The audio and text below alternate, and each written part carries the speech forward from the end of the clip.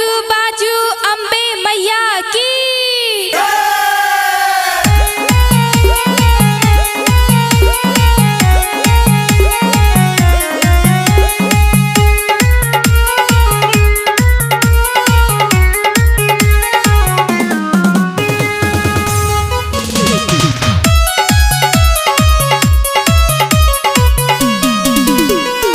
अभी आप सुन रहे हैं लक्ष्मण दीवाना जी के आवाज में।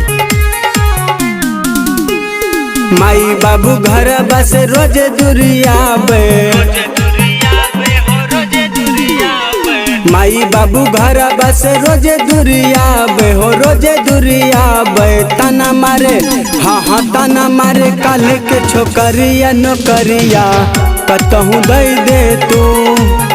माई सुन ले तू बेटा के गोहरिया नौकरिया कतहूँ दे तू।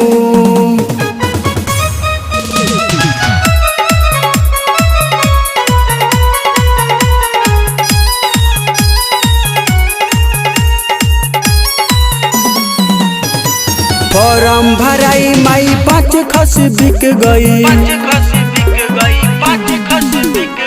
फॉर्म भराई माई 5 खस बिक गई। बाकी बची हाँ हाँ बाकी बची 12वीं बोकरिया नौकरिया कतहूँ दे तू।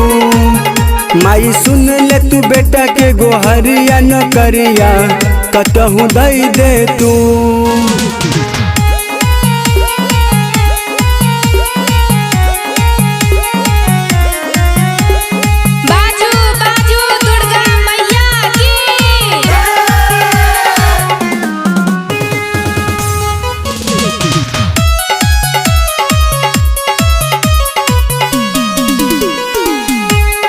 अभी आप सुन रहे हैं लक्ष्मण दीवाना जी के आवाज में।